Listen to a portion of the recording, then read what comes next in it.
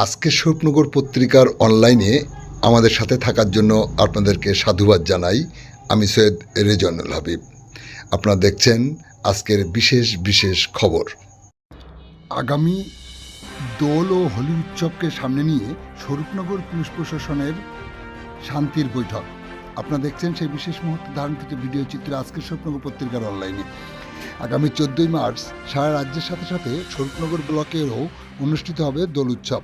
উৎসবমুখর দিনে উৎসবকে পালন করতে গিয়ে কোনো রকম অশান্তির পরিবেশ যাতে সৃষ্টি না হয় তার সচেতনতার বার্তা দিতে আজ 11ই মার্চ সকাল 11টায় স্থানীয় স্বরূপনগর থানার সভাকক্ষে ব্লকের 10টি গ্রাম পঞ্চায়েতের উভয় সম্প্রদায়ের বিশিষ্টজনদের সাথে নিয়ে এক সচেতনতামূলক অনুষ্ঠানের আয়োজন করে।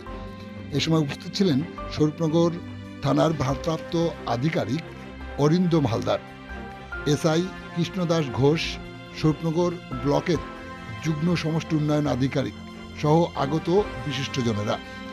এই সময় বক্তব্য রাখতে গিয়ে স্বরূপনগর থানার ভারপ্রাপ্ত আধিকারিক অরিন্দম হালদার বলেন, উৎসবমুখর দিনে নিজের আনন্দ যেন অন্যের দুঃখের কারণ না হয় সেদিকে নজর রাখতে আবেদন করেন তিনি আগত বিশিষ্টজনদের।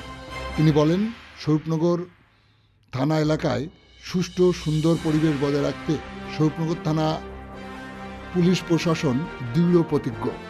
বলতে গিয়ে কি বললেন তিনি শোনাবো আপনাদের।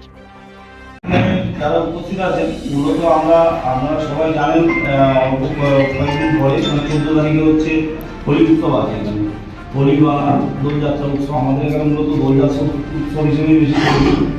তার জন্য প্রতি বছর আমরা একটা কোঅর্ডিনেশন মিটিং করুন বা পিস কমিটি মিটিং একটা করে থাকি থানার তরফ থেকে। একটা সমস্যা বা বিভিন্ন যারা আছেন সভাপতি ম্যাডাম বা বিভিন্ন জায়গায় সবার এঙ্গেজমেন্ট থাকার জন্য এবং মূলত আমাদেরও একটা এঙ্গেজমেন্ট। তাছাড়া জয়েন্ট মিটিং সাহেবও অত্যন্ত ব্যস্ত আছেন। একটা পিস কমিটির মিটিং অ্যারেঞ্জ করেছি।